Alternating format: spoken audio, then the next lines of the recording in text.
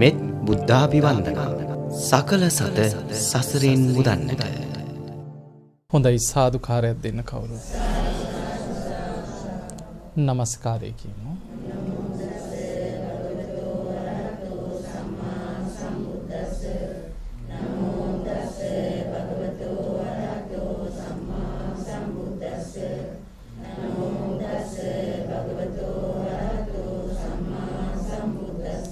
බුද්ධං සරණං ගච්ඡාමි ධම්මං සරණං ගච්ඡාමි සංඝං සරණං ගච්ඡාමි ဒ ුතියම්පි බුද්ධං සරණං ගච්ඡාමි ဒ ුතියම්පි ධම්මං සරණං ගච්ඡාමි ဒ ුතියම්පි සංඝං සරණං ගච්ඡාමි තතියම්පි බුද්ධං සරණං ගච්ඡාමි තතියම්පි ධම්මං සරණං ගච්ඡාමි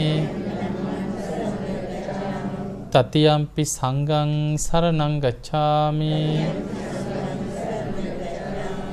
පාණාතිපාතා වේරමණී සික්ඛාපදං සමාදියාමි අදින්නාදාන වේරමණී සික්ඛාපදං සමාදියාමි කාමේසු මිච්ඡාචාරා වේරමණී සික්ඛාපදං සමාදියාමි මුසාවාදා වේරමණී සික්ඛාපදං සමාදියාමි සුරාමේරය මජ්ජපමාදට්ඨානා වේරමණී සික්ඛාපදං සමාදියාමි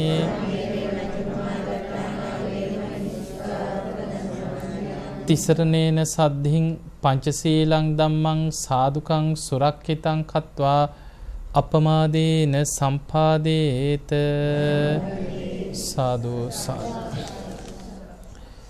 සමන්ත චක්කවාලේසු අත්‍රා ගච්ඡන්තු දේවතා සද්ධම්මං මුනි රාජස් සුනන්තු සග්ග මොක්ඛදං ධම්මසවන කාලෝ අයං බදන්තා ධම්මසවන කාලෝ අයං බදන්තා ධම්මසවන කාලෝ අයං බදන්තා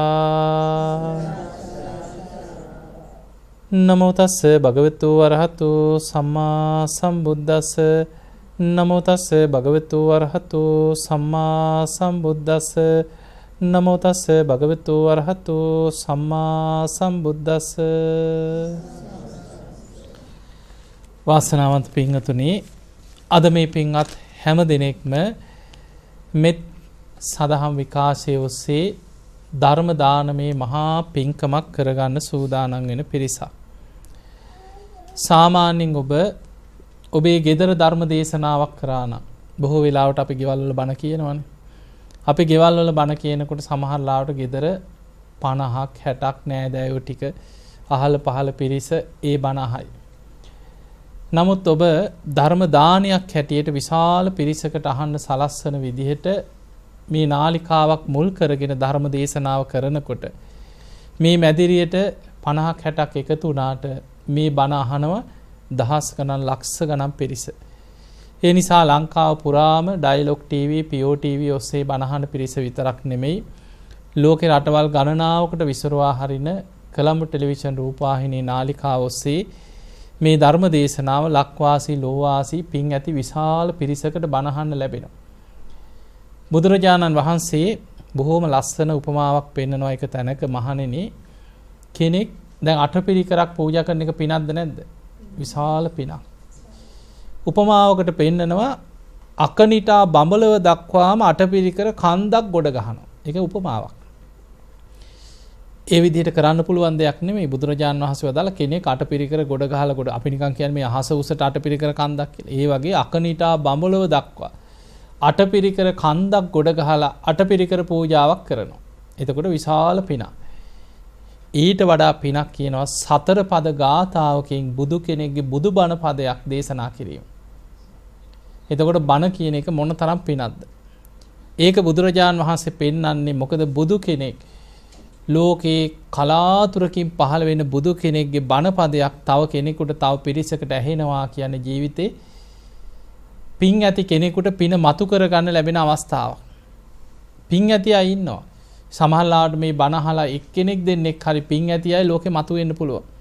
ඒ නිසා බුදු කෙනෙක්ගේ බණ පදයක් තව කෙනෙකුට තව පිරිසකට අහන්න සැලැස්වීම පින අතර අග්‍රම පින. සබ්බ දානං ධම්ම දානං ජීනාති කියලා බුදුහාඳුරු පෙන්වුවේ. ඒ නිසා මේ පින්වතුන් අද කලම්බ ටෙලිවිෂන් මේ සදාහම් විකාශයේ ඔස්සේ ඒ ධර්ම දානමේ මහා පින්කම සිදු කරගන්න මොහොත. ඉතින් මේ ධර්ම දානමේ පින ඔබ හැම දිනාටම නිවන් අවබෝධයේ පිණිසම පාරමිතාවක්ම වේවා කියලා අපි ආශිර්වාද කරනවා. විශ්‍රාමික විදුහල්පතිනි තිලකා ප්‍රනාන්දු මහත්මිය ඒ පුතණුවන් ගමාල් ප්‍රනාන්දු මහත්මයා දියණිය ඉරන්ති ප්‍රනාන්දු ආදී මේ හැම දෙනාම එකතු වෙලා තමයි අද මේ ධර්ම දානමේ පින්කම සිදු කරන්නේ. මෑණියන්ගේ 75 වෙනි ජන්මදිනයේ නිමිති කරගෙන මේ මෑණියන්ට නිදුක් නිරෝගී සම්පන්නිය දීර්ඝායු සම්පන්නියම ලැබේවා කියන ආශිර්වාදය ප්‍රාර්ථනාවත් එක්ක පින්වතුනි අපට මේ ජීවිතේ බුදුරජාණන් වහන්සේ සද්ධාව ගැන පෙන්ලා තියෙන කාරණා ටිකක් අද අපි චුට්ටක් විමසලා බලමු. ඒකට හේතුව අපිට පේනවා දැන් අපි කවුරු මේ බණහන අපි කවුරුත් මැරෙනවද නැද්ද? මැරෙනවා. දැන් මේ බණ ඇහුවට කවදා කොතන කොයි මොහොතේ හුස්ම ටික යයිද කියලා කියන්න පුළුවන්ද? බෑ. කාටත් ඔබටත් එකයි මටත් එකයි. මව් කුස පිළිසිඳ ගත්ත මොහොතේ ඉඳන් මව් කුසේ මැරෙන්නේ නැද්ද දරුවෝ? මව් කුසේම බොහෝ දරුවෝ මව් කුසේ මැරෙනවා. දරුවෝ උපදිනකොට එහෙම මැරෙනවා. අම්මලා කිරි දෙනකොට එහෙම ඔඩොක්කුවේ පණ යනවා. සෙල්ලම් කරන වයසේ මැරෙනවා. ළමා වයසේ මැරෙනවා. තරුණ කාලේ මැරෙනවා. වයසට ගිහිල්ලත් මැරෙනවා. එහෙනම් මැරෙන්න වයසක් තියනවද? ඕනම වයසක මැරෙන්න පුළුවන්. බුදුරජාණන් වහන්සේ පෙන්නවා කෙනෙක් මරණයටපත් වෙන්නේ සෝවාන් ඵලයටපත් වෙලා නම් එයා ආරක්ෂිතයි. එයා සදහටම සතර අපායින් මිදිලා. සෝවාන් වෙච්ච කෙනෙක් කොහොම මැරුණත් අපි හිතමු කවුරු හරි තරහකාරයෝ යාව මැරුවා කියලා. සෝවාන් වෙච්ච කෙනෙක්ව මරන්න බැයිද? පුළුවන්. දැන් අච්චර රහත් වෙච්ච මුගලන් හාමුදුරන්ට 500ක් වට කරගෙන පොළු වලින් ආයුධ වලින් පහර දුන්නේ. සෝවාන් වෙච්ච බිම්බිසාර රජුරවන්ට කන්න නොදී හිර කරලා වද දීලා මැරුවේ නැද්ද? අජාසත් සෝවාන් වුණා කියලා නෑ. පෙර සසරේ කරපු කර්ම විපාක පස්සෙන් එන්න පුළුවන්. හැබැයි එයා මැරුවත් පෙර කර්ම විපාකයක් මත මොන විදිහට එයාගේ මරණය සිද්ධ වුණත් එයා සදහටම සතර අපායෙන් මිදිලා. මේ ලෝකේ දෙවියන් බඹුන් මරුන් සහිත ලෝකේ කිසිම කෙනෙකුට එයාව අපායකට නම් ඇදලා දාන්න බෑ. ඒ විතරක් නෙමෙයි ඒකාන්තයෙන් එයා උපරිම ඉපදුනත් මේ ලෝකේ උපදින්නේ ආත්ම 7යි කියනවා. ඒ සතර අපායක නෙමෙයි දිව්‍ය ලෝකයක හරි බ්‍රහ්ම ලෝකයක හරි ඉපදුනත් උපරිම උපදින්නේ ආත්ම 7යි. ආත්ම 7ක් ඇතුළත එයා සසර ගමන අවසන් කරනවා. ඒ සෝවාන් වෙච්ච කෙනා එතනින් එහා මාර්ගඵලලාභීන්ටත් ධර්මාවබෝධය කරා ගියාය ඉක්මනින් නිවන් දකින්න. එතකොට අනතුර තියෙන කාටද එහෙනම්? සෝවාන්වත් නොවෙච්ච පෘථග්ජන මට්ටමේ ජීවත් වෙන පංසීල් රකින්න හිතනවා කැඩෙනවා. පංසීල් සමාදන් වෙනවා ආයි ශික්ෂාපද කැඩෙනවා. කොහොම හරි ගුණධර්මයක් පුරා ගන්න ඕන කියලා හිතනවා මොකක් හරි කරදර ගොඩක් පාත් වෙනවා. ඔය වගේ ප්‍රශ්න ගැටලු පීඩාවල් එක්ක ප්‍රමාද වෙවි සමහරුන්ට පටන් ගන්නවත් උත්සාහයක් නැහැ. පස්සේ බැරිය. ඌවට කල් තියෙනවා පස්සේ බැරිය කී ඉන්න. අනතුරේම ඉන්නවා. කොයි වෙලේ හරි හුස්ම ටික ගියොත් මරණ මංචකේ අකුසලයක් බලවත් වුණොත් සුගතියයිද? නැහැ. ඒ අනතුර අපිට තියෙනවා. මරණ මංචකේ අකුසලයක් බලවත් වුණොත් අපායකට දුගතියකට වැටෙන අනතුර අපි කාටත් තියෙනවා. ඒකට හේතුව ඔබ හිතන්න දැන් මේ බණහන ඔබ ඔහොම බණහනකොට අපේ කෙලෙස් කොහෙද තියෙන්නේ කියලාත් හොයන්න බෑ නේද? බණ අහනකොට හිතේ සද්ධාව ඇති වෙනකොට අර අකුසල ධර්මයන් යටපත් වෙනවා. අලු යට ගිනි පොකුරු වගේ. හිත ඇතුලේ හොයන්නවත් බෑ. නිකන් අපිට කෙලෙස් නෑ වගේ. හැබැයි මේ හිත ඇතුලේ රාගානුසය, පටිඝානුසය, අවිජ්ජානුසය අනුසේ ධර්ම හැටියට අකුසල ධර්මයන් පවතිනවා. ඒවා අලුයට ගිනි පොකුරු ඇවිස්සෙනවා වගේ ඇවිස්සෙන්නේ. සැනින් මතු වෙලා එනවා. කේන්ති යනවා කියන්නේ පුදුම විදියට සමහරුන්. කේන්ති යන්නේ නැද්ද? ඈ? බනහන අයට කේන්ති යන්නේ නැද්ද? බනහන අයටත් කේන්ති යනවා. මේ ළඟදි මහත්තයෙක් ආවා බන ගිහිලා කේන්ති ගිය පාර වඳින බුදු පිළිමේ උස්සලා පොලේ ගහලා තියෙනවා. දැන් බුදුන් අදින්න තියා දැන් බය වෙච්ච පාරේ එහෙමම ඊට වැඩිය ලොකු බුදු පිළිමයක් ගෙනත් තියලා සමාව අරගෙන බුදුන් අදිනවා. දැන් ඇස් පියාගත්ත ගමන් මතක් වෙන්නේ අරක. නිදා ගන්න ගිය ගමන් ඇස් පියාගත්තාම සිහි වෙන්නේ ඒක. බුදුන් අදිනකොට සිහි වෙන්නේ ඒක. ඉතින් ඇවිල්ලා අඬලා ඇස්වලත් කඳුළු. පාපොච්චාරණයක් කරා මගේ ඉස්සරහ ඉතින් අනේ හාඳුරුනේ මට මෙහෙම වැරදුනා කියලා. හැබැයි වැරදුනා කියලා නැගිටින්න බැයිද? පුළුවන් මතක තියාගන්න. බුදුරජාණන් වහන්සේ මරන්න ආපු දුනු ශිල්පීනුත් බණහලා සෝවාන් වුණා. ආයි බුදුරජාණන් වහන්සේ මරන්න දේවදත්ත එව්වේ දුනු ශිල්පීන් ටික. බුදුරජාණන් වහන්සේට ඉලක්ක කරලා මරන්නමයි විස කවපු ඊතලයක් අරගෙන ඊතලයේ ඇද්දි බෙල්ලෙන් පහළ පිළිමයක් වගේ ගල් ගැහුණා. බුදුරජාණන් වහන්සේ ඔහු ළඟට ඇවිල්ලා බොහෝම කරුණාවෙන් මෛත්‍රියෙන් කතා කරාට පස්සේ ශරීරෙම සංසිඳුණා, සැහැල්ලු වුණා. දුන්නයි ඊතලයේ වීසි කළ වැඳ වැටුණා. බුදුරජාණන් වහන්සේ ඔහොම වාඩි වෙන්න කියලා දහම් දෙසුවා, සෝවාන් වුණා.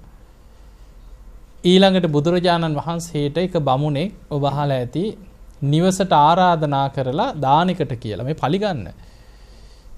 භාජන වලට අසූචි පුරවලා බේන් වළඳන්න කිව්වා. කොහොම වාඩි වෙන්න බ්‍රාහ්මණේ කියලා ඒත් බුදුරජාණන් වහන්සේ මහා කරුණාවෙන් අර බමුණට බණ කිව්වා. බණ අහලා අවසන් වෙනකොට ඒ බ්‍රාහ්මණයා සෝවාන් වුණා. එතකොට බුදුහාඳුරන්ට හතුරුකම් කරපු අය සෝවාන් වුනේ නැද්ද? ධර්මය අවබෝධ වුණා. ඒ නිසා කෙනෙකුට වැරද්දක් වශයෙන් වැටහුණා නම් මං ඒ වරදින් නැගිටිනවා කියලා ඒ වරද නිවැරදි කරගන්න උත්සාහ ගන්නවා නම් එතන ඉඳන් එයාට දියුණුවක් තියෙනවා. ඒ නිසා ජීවිතේ කේන්ති යනවා, තරහ යනවා, වරදිනවා. හැබැයි මතක තියාගන්න ආපහු පොඩි වැරද්දක් වුණත් ඉක්මනින් ඒ වැරද්ද නිවැරදි කරගන්න. ඒකට ධර්මයේ කියන්නේ ආයතින් සංවරයට එනවා කියලා. ඒ කියන්නේ ඒකනේ අපි නැවත පන්සිල් ගන්නෙ මොකද? දැන් සමහර අති පණ්ඩිතයි ඉන්නවා. ඔය එක පාරක් පන්සිල් ගත්තාම මද කියන්නේ නැද්ද? ඉන්නව නේද එහෙම පණ්ඩිතයෝ? ඉන්නවා. හැමදා ඔය මොකටද ඔච්චර පන්සිල් ගන්න? එක පාරක් පන්සිල් ගත්තාම ඇති කියලා. පින්වතුනි ආර්යකාන්ත සීලයක් හැටියට දිවිහිමියෙන් පන්සිල් ටික රැකෙන්නේ කාටද? සෝවාන් වෙච්ච කෙනාට විතරයි. එතනින් මෙහා අපි වැටි නැගිටිනවා වගේ බොහෝම අමාරුවෙන් තමයි සීලයක් රැකගන්නේ. දැන් වර්තමානයේ කොච්චර අමාරුද බලන්න සීලයක් රකින්න. අපි කොහොම හරි වීරියෙන් සීල් සමාදන් වුණාට ඒ ශික්ෂාපද බිඳෙන්න කරුණු දහසක් යෙදෙනවා. පරිසරයෙන්ම කැරකෙනවා. ඒ නිසා හරිම අමාරුයි. ගුණධර්මයක් පුරාගෙන ඉන්න අමාරුයි. දැන් මේ බණහන අපේ ගමු. උපාසකම්මලා මේ ප්‍රාණඝාත එහෙම කරන්නේ නැද්ද? සත්තු මරන්නේ නැද්ද? ඈ? සද්ද නැහැ. සත්තු මැරෙන්නේ නැද්ද? ඌරෝ එළුවෝ එහෙමනම් කපන්න නැතුව ඇති. මදුරුවෝ කැරපොත්තෝ මැරෙනවනේ නේ. එතකොට මතක තියාගන්න. එතකොට අපි පන්සිල් ගන්න ඕනේ. ඒ ගත්තට මතක තියාගන්න අපිට සමහර ලාවට අපි හිතනවා ඒ වෙලාවට අපිට හිතෙනවා පුංචි සතෙක් කියලා හිතෙනවා. හැබැයි ධර්මයේ තුල පිහිටපු කෙනා පුංචි වරදේ පවා බිය දකිනවා. ඒක වරදක් වශයෙන් දකින්න. මං කොහොම හරි මේක හදා ගන්නවා කියලා දැඩි අදිෂ්ඨානයකට එන්න. ඒ වරදක් වශයෙන් දකින්න දැන් අපි දකින්න අන්‍යාගමිකව අකුසල් කරනවානේ. ඔබ දැකලා ඇති ඔය කිසි ගාණක් නැතුව දෙවියන් වහන්සේගේ නාමයෙන් කියලා ඉරුව කපනවා, ඌරෝ කපන සත්තු ඌරෝ නම් කන්නේ නැහැ වැඩියනේ. ඌරට බයයි. එතකොට කුකුළු කපනවා, හරක් කපනවා දැකලා ඇති බෙලි කපන හැටි. පොඩි දරුවන්ට ඉඳන් පුරුදු කරනවා. ඒ බෞද්ධයෙක් පොඩි සතෙක් මැරුවත් ඒක වැරද්දක් කියලා දන්නේ නැද්ද? දන්න. ඔබ හිතන ගෙදර සමහර ලාවට බේරෙන්නම් බැරි නිසා එක්කෝ කැරපොත්තෝ වෙන්න පුළුවන්, සත්තු වෙන්න පුළුවන්, බේරෙන්නම් බෑ. බේත් ටිකක් කාට හරි කියලා ගැස්සෙව්වත් ඒත් කියනවා මේ සත්තු නිසා අපිටත් පව් පිරෙනවා. කියන්නේ නැද්ද? ඕක කියනවා. Taman දන්නවා ඒක වරදක්. ඒක තේරුම් අරගෙන ඒ නිසා මතක තියාගන්න අපි පින්පව් දන්නවා. හැබැයි අපිට බේරිලා සිල් රැකගෙන ගුණධර්ම පුරාගෙනම ඉන්නවා කියන එක ලීසිද? අමාරුයි. හැබැයි අමාරුයි කියලා අතහරින්න එපා වැඩි. බුදුරජාණන් වහන්සේ පෙන්වුවේ අපිට සිල් රකින්න අමාරුයි කියලා විකල්පයක් නැහැ. මේ යුගයේ ගුණධර්ම වඩන්න අමාරුයි. හැබැයි අමාරුයි කියලා විකල්ප නැහැ අපිට. අපේ ජීවිතේ සතර අපායට බර වෙලා තියෙන මහ ගෙදරට ඇදෙනවා වගේ කියනවා. ඒ නිසා මරණාසන්න මොහොතක අකුසලයක් බලවත් වෙන්න තියෙන ඉඩකඩ වැඩි මිනිස්සුන්ට. ඒ නිසා පින්වතුනි පුළුවන් තරම් සීල් රකින්න. ගුණධර්ම පුරන්න. දන් දෙන්න. කරුණු පහක් ඔබට පෙන්ලා දෙන්න. පළවෙනි එක සද්ධාව. හරියට අපිට පුරුදු කරන්න ඕන පළවෙනිම දේ සද්ධාව. ඒ සද්ධාව කියන්නේ හැම වෙලේම පුරුදු වෙන්න බුදු ගුණ හිතන්න, දහම් ගුණ හිතන්න, සංඝ ගුණ හිතන්න, තුනුරුවන් ගුණ නිතර හිතන්න. තුනුරුවන් ගුණ හිතන්න හිතේ වැඩෙනවා. බුදු ගුණ හිතන්න බුද්ධානුස්සතිය ඒක භාවනාව. ධර්මී ගුණ හිතන්න ධම්මානුස්සතිය ඒකත් භාවනාව. සංඝ ගුණ හිතන්න සංඝානුස්සතිය ඒක භාවනාව. තුනුරුවන් ගුණ හිතන කෙනා අනුස්සති භාවනා 3ක් පුරුදු කරනවා. බුද්ධානුස්සති, ධම්මානුස්සති, සංඝානුස්සති. බුදුරජාණන් වහන්සේගේ දේශනාවක් තියෙනවා පුඤ්ඤාභි සන්ද කියලා. සන්ද කියන ගංගාව, පින් ගංගාව ගැන. ඒ දේශනාවේ බුදුරජාණන් වහන්සේ පෙන්නා මහණෙනි කෙනෙක් නිතර බුදු ගුණ හිතනවා කියන්නේ ජීවිතේට පුණ්‍ය ගංගාවක් ගලනවා කියන. නිතර ධර්මයේ ගුණ හිතනවා කියන්නේ ජීවිතේට තවත් පුණ්‍ය ගංගාවක් ගලනවා. සංඝ ගුණ හිතනවා කියන්නේ ජීවිතේ තවත් පුණ්‍ය ගංගාවක් ගලනවා. ඒ නිසා නිතර තුනුරුවන් ගුණ හිතන්න කියනවා. විශාල පිනක් රැස්. දැන් ওই සද්ධාව ගත්තොත් සද්ධාවේ කොටස් දෙකක් තියෙනවා. පළවෙනි එක තමයි අමූලිකා සද්ධාව. ඕක තමයි අපිට තියෙන්නේ. ආකාරවතී සද්ධාව ඇති කරගන්න නම් තුනුරුවන් ගුණ හිතලා කර්මඵල අකුසල් පින්පව් ඒවා සිහි කරලා ගොඩාක් ධර්මයේ දියුණු වෙනකොට තමයි අවබෝධයෙන්ම සද්ධාව ටික ටික පිහිටන්නේ. ඒ ආකාරවතී සද්ධාව හරියටම පිහිටන්නේ සෝවාන් වෙනකොට. ඉන්ද්‍රියක් හැටියට පිහිටන්නේ සෝවාන් වෙනකොට. ඒ නිසා අමෝලිකා සද්ධාව කියන්නේ බුදුරජාණන් වහන්සේ අමෝලිකා සද්ධාව පෙන්වන්නේ පරිප්ලව පසාදස්ස පඤ්ඤාන පරිපූර්ණති. ඒක ඉල්පෙන සද්ධාවක්. වෙනස් වෙන සද්ධාවක්. සැලෙන සද්ධාවක්. වෙනස් වෙනවා. ඒකේ හැටි මේ වගේ. මේ බුදුන් අදිනවා. මේ අනිත් පැත්තට බුදුහාඳුනට බැන යනවා. නැද්ද එහෙම චරිත? මේ පින්කම් කරනවා මේ අනිත් පැත්තට බැන යනවා. එතකොට දැන් අපි හිතමු කවුරු හරි ලෙඩ වෙනවා. ලෙඩ වුණාට පස්සේ ඔන්න ගියාට පස්සේ ඊට පස්සේ කවුරු හරි වෙලාව බලලා කියනවා මේ බෝධි පූජා 7ක් තියන්න. දැන් ඔන්න අපි අර ලෙඩ ආයිස්පිරිතාලේ ඉක්මනට දුවනවා බෝධි පූජා තියන්න. දැන් බෝධි පූජා 7ක් තියන්න ඕනේ. බෝධි පූජා 5ක් තියෙනකොට ලෙඩා මැරෙනවා. දැන් වැරදිකාරයා කවුද? සමහරුන්ට වැරදිකාරයා බෝධීන් වහන්සේ. කෝ අපිට බැලුවා. ඕන් අපිට බෝධි පූජා තියලා වෙච්ච දේ. ඔය කතාව කියන අය නැද්ද? එතකොට කාටද වැරදුනේ? බොහෝ වෙලා ඕක තමයි අමෝලිකා සද්ධාවේ ස්වභාවය. අමෝලිකා සද්ධාව කියන්නේ වෙනස් වෙනවා, සැලෙනවා. ඒක අවබෝධයකින් පිහිටපු දෙයක් නෙමෙයි. පින් කරන දැන් බෝධි පූජා තියෙනකොට පින රැස් වෙනවා. පොඩ්ඩ වැරදිච්ච ගමන් ඊට වඩා විශාල අකුසලයක් කරගන්න. අන්නේ නිසා අමෝලිකා සද්ධාව අනතුරක්. ඒකෙන් යම් පිනක් රැස් වෙනවා. බුදුන් දැන් අපි දකිනවා බුදුන් අදිනවා, සාදු කියනවා, පෙරලෙනවා, බුදු ගුණ කියනවා. බොහෝම සද්ධාවේ. හැබැයි පොඩ්ඩ වැරදිච්ච ගමන් ඇති කේන්තියක් නැද්ද? මේ ළඟදී මම බණක් කියලා ඔය වගේ බණ ඉවර වෙලා පිරිකර පූජා කරනවා. පිරිකර පූජා කරනකොට අම්මලා දෙන්නේ රණ්ඩුවක්. මෙහෙට දීපන් ඕක මගේ කියලා. ඒ අම්මගේ පිරිකර අරගෙන තව අම්ම කෙනෙක් උදුරලා ඇදපු පාර බ්‍රවුන් පේපර් කවරේ භාගයක් එක අම්ම කෙනෙක්ගේ අතේ. ඊට පස්සේ මං කිව්වා අම්මා මේ බණ මේ නෑ හාමුදුරනේ මේ මගේ පුදුම කේන්තියක්. ඊට පස්සේ මං ඉතින් hina වේගෙන හිටියොත් ලැජ්ජා හිතුණා. ඒක තමයි ස්වභාවය. ඒ නිසා මතක තියාගන්න හිතේ ස්වභාවය ඒ වගේ. අමෝලිකා සද්ධාව කියන්නේ සැනින් වෙනස් වෙනවා. සැනින් වෙනස් වෙනවා. ඒ නිසා අවබෝධයෙන් යුක්ත සද්ධාව ඇති කරගන්න සුගතියක යන්න නම් ප්‍රඥාවට නැඹුරු වෙන්න නම් අවබෝධ ඒකයි ආකාරවතී සද්ධාව කියන්නේ. දැන් සද්ධාව කියන එක හරියට තේරුම් ගන්න මෙහෙම. සද්ධාව කියන්නේ සද්දෝ හෝති සද්ධාති තථාගතස්ස බෝධින් කියන. සද්ධාව කියන්නේ සද්ධාති තථාගතස්ස බෝධි. බෝධින් කියන්නේ බුදුරජාණන් වහන්සේගේ අවබෝධය. ඒ අවබෝධය අදහ ගැනීමයි සද්ධාව. අවබෝධය අදහ ගන්න නම් අපි අවබෝධය ගැන දැනගන්න ඕනේ නේද? අවබෝධ කරගත්ත දේ තමයි අවුරුදු 45ක් පුරාම දේශනා කරේ. එහෙනම් සද්ධාව ඇති වෙන්නේ නිකන් ආම්පුතේ බුදු සාදු කියපුවාම සාදු කියන එක ඒක සද්ධාාවක් නෙමෙයි. ඒක සද්ධාව වගේ පේනවා තමයි. හැබැයි සද්ධාව කියන මේ ධර්මයේ පෙන්නන අවබෝධයෙන් යුක්ත සද්ධාව ඇති වෙන්න නම් එයාට ධර්මයේ බුදුහාඳුරන්ගේ අවබෝධය ගැන දැනුමක් තියෙනවා. අවබෝධ කරගත්තදී සතර සතිපට්ඨාන, සතර සම්‍යක්ප්‍රදාන වීරිය, සතර ඉරිදිපාද, පංච ඉන්ද්‍රිය, පංච බල, සප්ත බොජ්ජංග, ආර්ය අෂ්ටාංගික මාර්ගයේ ගැඹුරු ධර්ම කාරණා ගැන හොඳ දැනුමක් තියෙන්න ඕනේ. ඒ දැනුම ඇති වෙනකොට, ඒ දැනුම හොඳට පිහිටනකොට ඒ ධර්මයේ තුලින්ම බුදුහාඳුරන්ගේ අවබෝධය ගැන සද්ධාව උපදිනවා.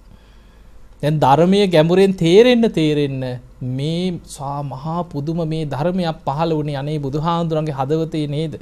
උන්වහන්සේගේ ප්‍රඥාවේ නේද මේ ධර්මයේ පහළ වුණේ? උන්වහන්සේ නම් ඒකාන්තයෙන්ම අරහන් සම්මා සම්බුද්දයි කියලා අර ධර්මයේ තේරෙන්න බුදුහාඳුර ගැන සද්ධාව බලවත් වෙනවා. සෝවාන් ඉස්සල්ලාම මේ සද්ධානුසාරී කියන ධම්මානුසාරී කෙනාට වඩා සෝවාන් කෙනාගේ සද්ධාව බලවත්. සෝවාන් වෙච්ච කෙනාටත් වැඩිය සකදාගාමී කෙනාගේ සද්ධාව බලවත්. ඊටත් වැඩිය අනාගාමී කෙනාගේ සද්ධාව බලවත්. රහත් වෙනකොට තමයි සද්ධා ඉන්ද්‍රිය පරිපූර්ණ වෙන්නේ. ඒක බල ධර්මයක් හැටියට බලවත් වෙනවා. සද්ධා බලං.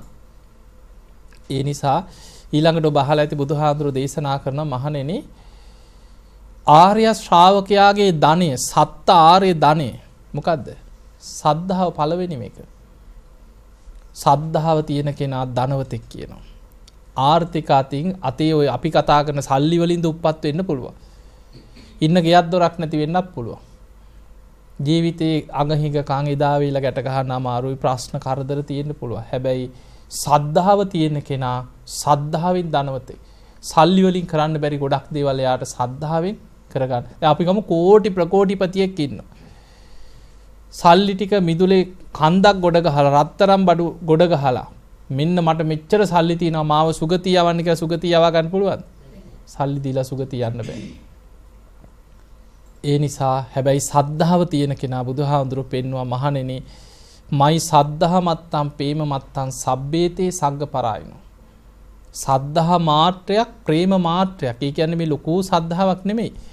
හිතේ බලවත් වුණොත් බුදුරජාණන් වහන්සේ කියන මරණ මංචකේ හරි අපිට සද්ධාාවක් බලවත් කරන්න පුළුවන් වුණොත් සබ්බේතේ සග්ග පරායනෝ. මේ සියලු දෙනා සුගති පරායන වෙනවා කියලා. ඔබ අහලා ඇති බුදුරජාණන් වහන්සේ පිරිනිවන් මංචකේ පිරිනිවන් පාන පෙර දේශනා කරා මෙහෙම.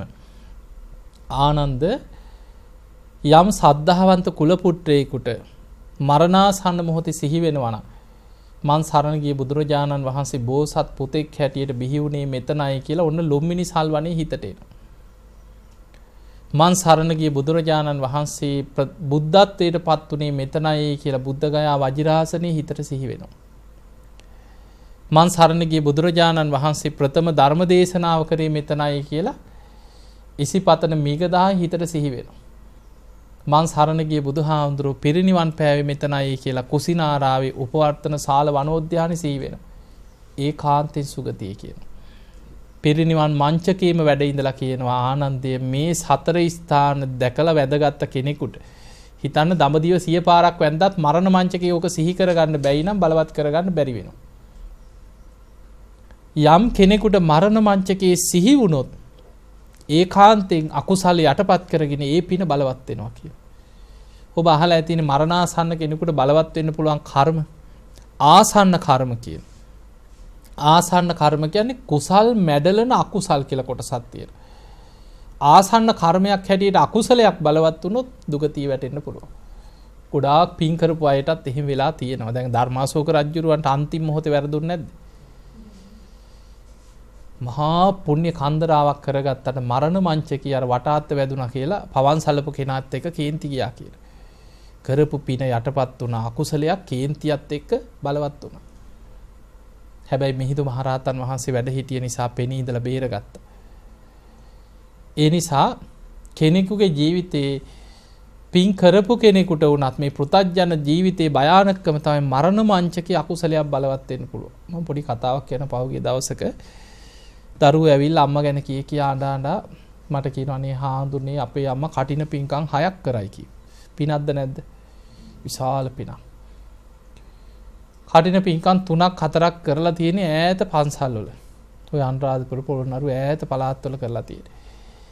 දුප්පත් පන්සල් හොයලා ඒ පන්සලටත් උදව්වක් කරලා තීන්ත ගාලා මොනවා හරි පොඩි දෙයක් හරි වැසිකිළියක් හරි හදලා දීලා පින්කමත් කරලා එනවා. ඉතින් කොච්චර පිනක්ද? ඔය පින්කමක් කරන්න ගියාම චෛත්‍යයක් නැති පොඩි පන්සලක්. ඒ අම්මාගේ දරුවෝ ගෙදර ආවම දන්නේ අම්මා බාරගෙන චෛත්‍ය හදන්න.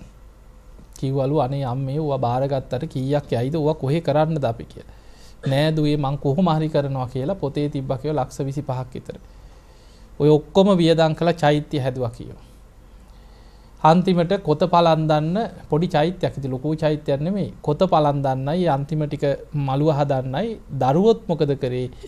ඉඩම් කෑල්ලක් විකුණලා ඔක්කොටම තිබ්බ පොදුවේ ඔක්කොම එකතු වෙලා ඉඩම විකුණලා දරුවෝ ඔක්කොම කැමැත්තෙන්ම චෛත්‍ය වැඩ ඉවර කරලා අම්මත් ගෙනහිලා ලස්සන පින්කමක් කරා කියලා. දැන් බලන්න කොච්චර පිනක්ද කියලා. පොඩියට හරි අඩි 20ක 25ක හරි චෛත්‍යයක් තනියෙන් හදලා පූජා කරානේ. ඒ දරුවෝ කියනවා අපි දන්න කාලේ ඉඳන් අම්මා සීල් ගන්න ගියා කියෝ. හරියට බණ ඇහුවා කියෝ. අම්මගේ පුරුද්දක් තිබ්බා කීවා කොහේ 4 සැරයක් දඹදිව වැඳලා තියෙනවා කියෝ. ඕම කියලා කිව්වා අම්මගේ පුරුද්දක් තිබ්බා කියලා පින් පොතක් තියාගෙන ආධාරයක් කරා රිසිට් කොලේ ගිහිල්ලා ඕකේ අලවනවා කියෝ. බණක් ඇහුවත් ඕක ලියනවා කියෝ. අද මම බණ ඇහුවා මෙන්න මේ වගේ කරුණ ටිකක් ඇහුවා කියලා. එතකොට බලන්න මේ අම්මා ජීවත් වෙච්ච රටාව. ඒ අම්මා දිහා බලනකොට පේන්නේ ඒකාන්තෙම සුගතියයි කියලා හිතෙනවද නැද්ද? හිතෙනවා. ඒ අම්මා ජීවත් වුණේ මේ විදිහට. සුගතිගාමී වන මාර්ගයක් තුල ගුණධර්ම වඩාගෙන හොඳට පින් කරා කරපු පින සිහි කරා පොතක් තියාගෙන පින් පොතක ලියලිය ජීවත් වුණා. වරදිනවා කියන්නේ ඒ අම්මා ඔන්න මේ හොඳ පාඩම්. ඒ අම්මා බයයි ඉස්පිරිතාලේ යන්න. හැම වෙලේම කියනවා අනේ උඹලා මාව ඉස්පිරිතාලේ නම් ගෙනියන්න එපා. මට ගෙදර මැරෙන්න දීපන්. මාව නම් ගෙනහිල්ලා ඔය ඔපරේෂන් කරන්න බට දාන්න වද දෙන්න එපා. සමහර අය නැද්ද? ඉස්පිරිතාලේ යන්න බයයි. ලෙඩක් දුකක් වුණොත් ඔය කොත්තමල්ලි එකක් තම්බ ගත්තා බීව ඔළුවේ ඉඳන් පොරව ගත්තා හිටියා ඉස්පිරිතාලේ යන්නේ නැහැ. බේත් බොන්න බයයි. ඔහොමයි ඉන්නවනේ එක එක. අර දරුවන්ට හැම වෙලේම කියනවලු උඹලා මාව නම් ඉස්පිරිතාලේ ගෙනියන්න එපා. බේම් පින් පොත තියෙනවා මම මැරුණොත් මට මේ පින් පොත කියවපන් ළඟ ඉඳන් කියලා කියනවා. දැන් ළමයි ඉතින් අම්මට ආදරේ. ඕක කියනකොටම ළමයි යනවා යන්නේ. ආහා මැරෙන වෙලාවක මැරෙයිනේ. අපි මැරෙයිද කවුද දන්නේ කියලා ළමයි යනවා යන්නේ. ඔහොම කිය ඉඳලා දවසක් හවස ටීවී බල බල ඉන්නකොට එහෙමම පපු යමාරුවක් අල්ලලා. දුවේ පපුව රිදෙනවා කියවල පුටුවත් පෙරලගෙන ඇදගෙන වැටුණා කියලා. දැන් අම්මා සාලේ ඇදගෙන වැටෙනකොට පපුව අල්ලගෙන දරුවන්ට පින් පොත මතක් වෙනවද? දුවගෙන අඬාගෙන ගිහින් දෙන්නෙත් තුන්දෙනෙක් අම්මා උස්සගත්තා අනේ අම්මේ කියලා. පපුව අල්ලගෙන අම්මගේ ඇසුත් උඩ ගිහිල්ලා ඊට පස්සේ ඉක්මනට අඬාගෙන දුවලා ළඟ තියෙන වාහනයක් මිදුලට ළඟ ගෙදරක වාහනයක් අනේ අයියේ අම්මා ස්පිතාලට ගෙනියන්න කියලා වාහනේ ගත්තා මිදුලට. උස්සලා අම්මා වාහනෙට දාගන්නකොට ඒ දරුවෝ කියනවා යටි ගිරියෙන් කෑ ගහවලු. මට ගෙදර මැරෙන්න දීපාන් කීවලු. මං තොපිට කීවනේ මාව ගෙනියන්න එපෝ කියලා කෑ ගැහුවලු. ඒ දරුවෝ කියනවා හාමුදුරනේ මැරෙනකන් කොහොමද ඇහුවා අම්මනේ තියන්නේ. ගෙනිච්චා කි යන්නකන් කෑ ගැහුවලු. ওই වාහනේ හරවපා මට යන්න බෑ මාව ගෙනියන්න එපෝ කී කෑ ගැහුවලු. ඉස්පිරිතාලට ගෙනිච්චට පස්සේ ගෙනිච්ච ගමන්ම මේ heart attack එකක් ඇවිල්ලා තියෙන ගෙනිච්ච ගාම ගෙනහිල්ලා ඔක්සිජන් එකක් දුන්නා කියලා මූණට හිර කළා ඔක්සිජන් එක ගහලා.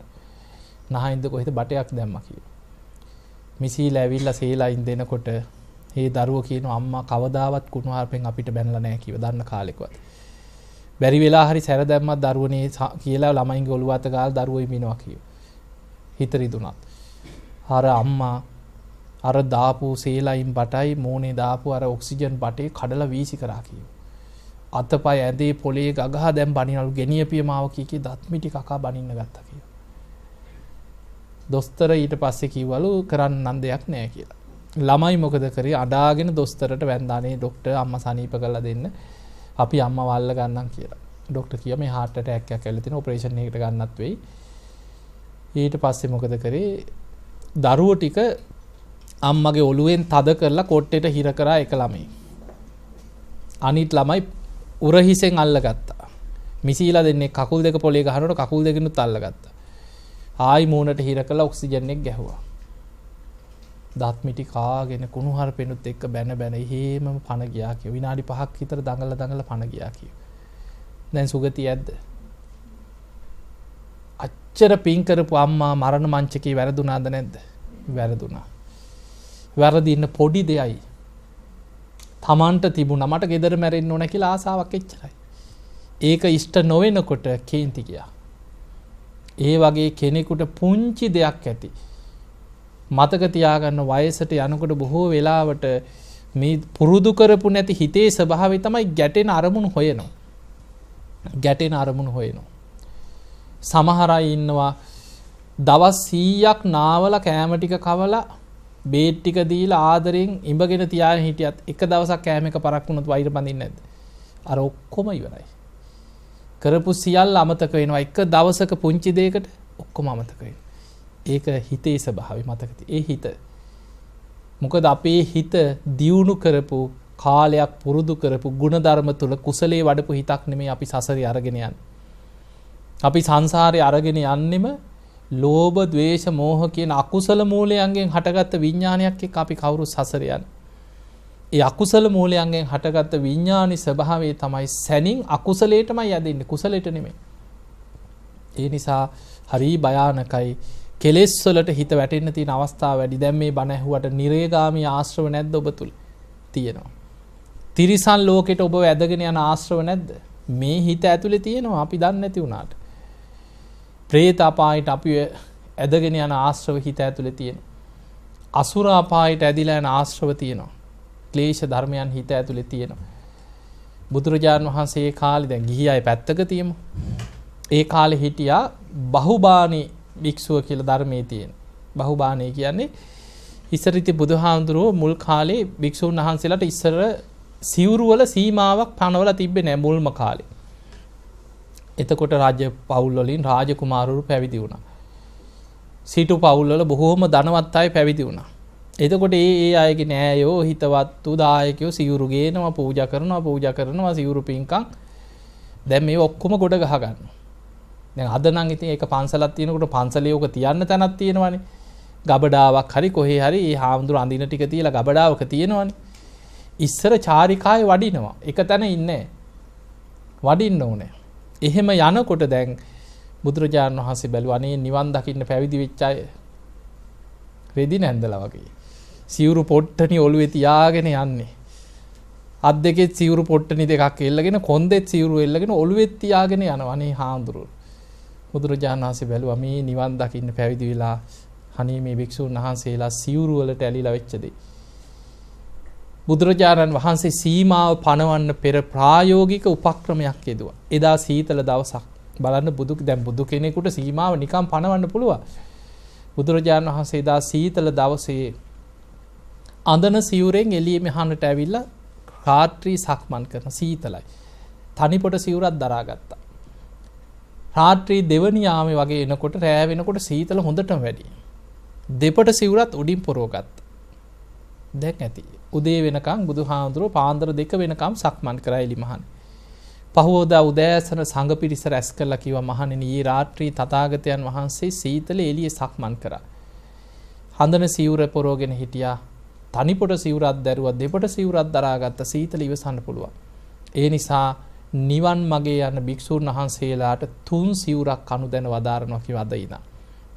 තනිපොට සිවුරයි දෙපොට සිවුරයි අඳන සිවුරයි. නානකොට නානකඩයක් පරිහරණය කරනවා. එතකොට මෙන්න සිවුරු සීමාවක් පැනෙවුවා. දැන් ඔන්න සිවුරු කීයද භික්ෂුන් වහන්සේ නමකට? 3 සිවුරයි පරිහරණය කරන්න පුළුවන්. ඔය සීමාව දාපු ගමම්ම ඒ කාලෙත් හිටියා. දැන් නීතියක් දාපු ගමන් ඕකේ රින් ගන්න පුළුවන් තැන් හොයන්නේ නැද්ද කට්ටිය? ඈ නීතියේ රින්ගල වැරදි වැඩ කරන්න පුළුවන් තැන් හොයනවා. ඒ වගේ ඒ කාලේ හිටිය චබ්බග්ගිය භික්ෂුන් වහන්සේලා කියලා පිරිසක් හරියට හිතුවක්කාර වැඩ කරනවා. හැබැයි ඒ අය නිසා තමයි ගොඩක් ওই විනය ශික්ෂාපද ගොඩාක් පැනුනේ. ඒ අය කල්පනා කර හරි තුන් සිවුරයිනේ. අපි තුන් සිවුරු කට්ටල හදාගමු කියලා. පින්ඩ පාත යන්න වෙනම තුන් සිවුරු කට්ටලයක්. පන්සලේ ඉන්නකොට වෙනම තුන් සිවුරු කට්ටලයක්.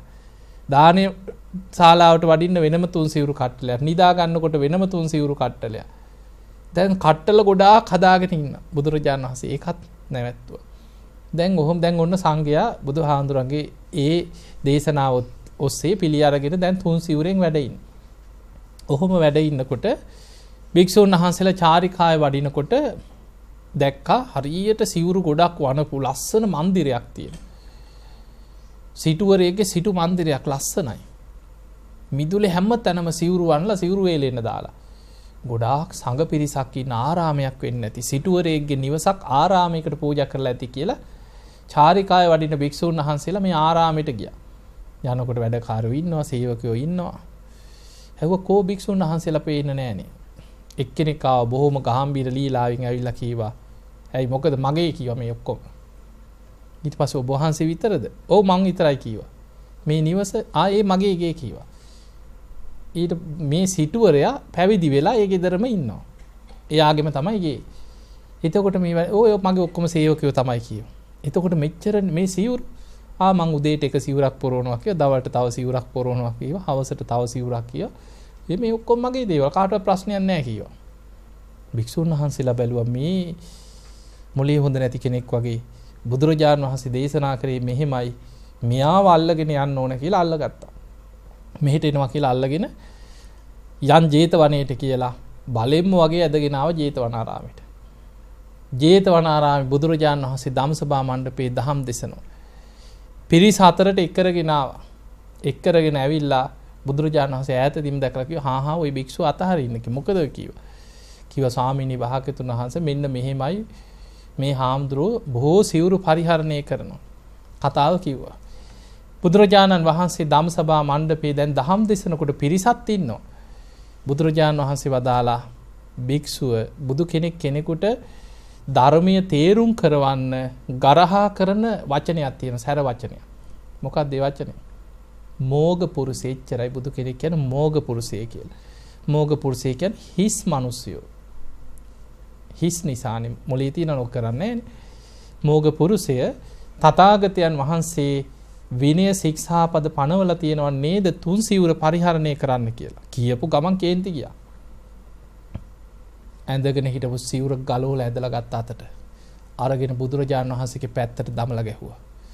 දමලා ගහලා කිව්වා ඔබ වහන්සේ මට මෙහෙමද ඉන්න කියන්නේ කියලා ඇහුවා. ඔන්න කොහොමද ඒ කාලේ? ඒ කාලේ ඉසේනම් හිතන්නකොනේ. තමන්ගේ ශාස්ත්‍රඥ වහන්සේ අවවාදයක් කරපුවාම ඇඳගෙන හිටපු සිවුර ගලවලා බුදුහාමුදුරන්ගේ පැත්තට දමලා ගැහුවා කියන්නේ නේ. කොහොමද කියලා හිතන්නේ ඒ කාලේ හිටපු චරිත. බුදුරජාණන් වහන්සේ බොහොම කරුණාවෙන් බලාගෙන ඉඳලා බුදුරජාණන් වහන්සේ වදාළ මහණෙනි මෙයා අද විතරක් නෙමෙයි ඒ කාලෙත් ඔහොම තමයි කිව්වේ. කියනකොට භික්ෂුන් වහන්සේලා කියන අනේ ස්වාමිනී අතීත කතාව අපිට දේශනා කරන්න. බුදුරජාණන් වහන්සේ අතීත ජාතක කතාවක් දේශනා කරා. ඒ කාලෙත් ওই වගේ හිතුවක්කාරයි කියව අවවාදවල. දේශනා කළ අවසන් වෙනකොටම ලැජ්ජා හිතුණා. විසි කරපු සිවුර අරගෙන තමන්ම ඇඳගෙන බිම වාඩි වුණා. අනේ ස්වාමිනී මට සමා වෙන්න කිව්වා. පිළිගත්තා, හැදුනා, ධර්මයත් අවබෝධ කරගත්තා. මේ ගමනේ එක දෙයක් තියෙනවා. සමහරුන්ට වරදිනවා, කේන්ති යනවා, තරහ යනවා. හැබැයි එයා ආයි නිවැරදි වුණොත් එතන ඉඳන් ආයියාට දියුණුවක් තියෙනවා. බුදුරජාණන් වහන්සේ පෙන්නනවා මොකද අපි කවුරුත් මේ සසරේ ඇවිල්ලා තියෙන කෙලෙස් එක අකුසල් කර කර වරදිනවා අපායෙ වැටෙනවා, ආයි එනවා, ආයි වරදිනවා, ආයි අපායෙ වැටෙනවා. මේ දිව්‍ය ලෝකෙ ඉඳන් ආපුම ගමනක් නෙමෙයිනේ අපිනේ. සතර අපායෙ මහගෙදර කරගෙන යන ගමන. හැබැයි එයා යම් තැනකදී දේශනා බණ අහලා තේරෙනවා මං වැරදි. මං නිවැරදි වෙන්න ඕනේ. මං හැදෙනවා කියලා හිතලා එයා ධර්මයට යොමු වෙනවා. බුදුරජාණන් වහන්සේ වදාලා එතන ඉඳන් වලාකුලින් මිදෙන පුන් සඳ වගේ යාගේ ජීවිතේ බැබලීගෙන යනවා කියලා. අකුසල් කර කර වැරදි කර කර ඉන්න තාක්කල් ජීවිතේ වැහිලා තියෙන්නේ. වලාකුලින් දුම් මීදුමෙන් වැහුණට පස්සේ බැබලෙන්නේ නැහැ.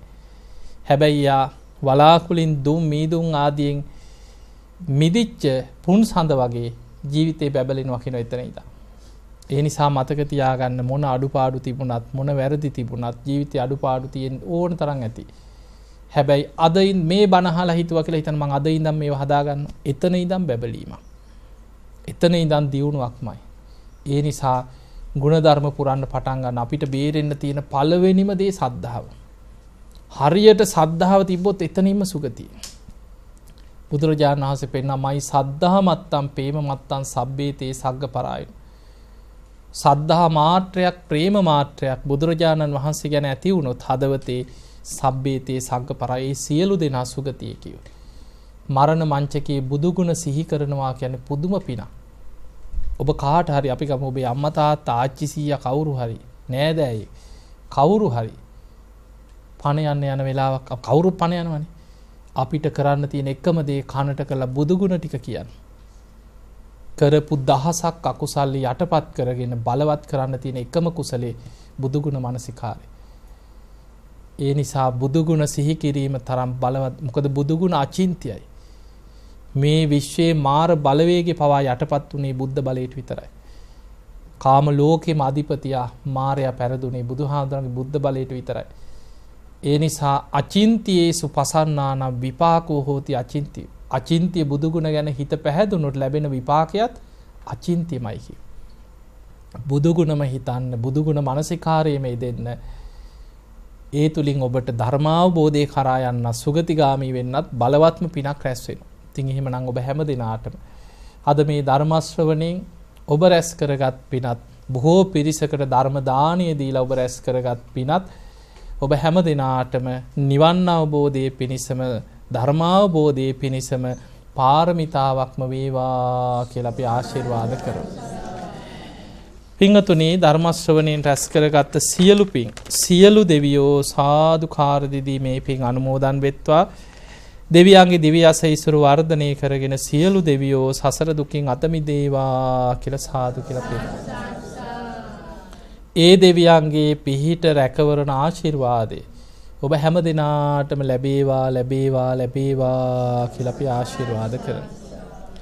මිය පරලොව ගිය රණවිරුවනුත් මේ පින් අනුමෝදන් වෙලා සසර දුකින් අත මිදේවා කියලා පින් අනුමෝදන් කරනවා. ධර්මදේශකයන්න් වහන්සේටත් නිදුක් නිරෝගී සම්පන්නිය ලැබේවා කියලා ආශිර්වාද කරනවා. සීල සුවර්ණ පුණ්‍ය භූමියේ වැඩ ඉන්න සියලු කිලන් ස්වාමින් වහන්සේලාට නිදුක් වේවා නිරෝගී වේවා සුවපත් වේවා කියන ප්‍රාර්ථනයත් ධර්ම ශ්‍රවණය කරපු හැම දිනාටම උතුම් ධර්මාවබෝධයම ලැබේවා කියලා ප්‍රාර්ථනා. එහෙමනම් පින්වතුනි ඔබ හැම දිනාමත් ධර්ම ශ්‍රවණය කරපු ලක්වාසී ලෝවාසී හැම දිනාමත් නිදුක් වේවා නිරෝගී වේවා සුවපත් වේවා හැම දිනාටම උතුම් ධර්මාවබෝධයම ලැබේවා ලැබේවා ලැබේවා කියලා ආශිර්වාද කරනවා. ඕම වැද ගන්න අභිවාදන සීලිස්ස නිච්ඡං වද්ධා ප්‍රචායිනෝ චත්තාරෝ ධම්මා වඩ්ඩಂತಿ ආයුවන්නෝ සුඛං බලං ආයුරාෝග්‍ය සම්පatti සංඝ සම්පatti මේවච අතෝ නිබ්බාන සම්පatti මිනාතේ සමිජ්ජතු. හැම දිනාම නිදුක් වේවා නිරෝගී වේවා සුවපත් වේවා සුවපත් වේවා හැම දිනාටම තෙරුවන් සරණයි.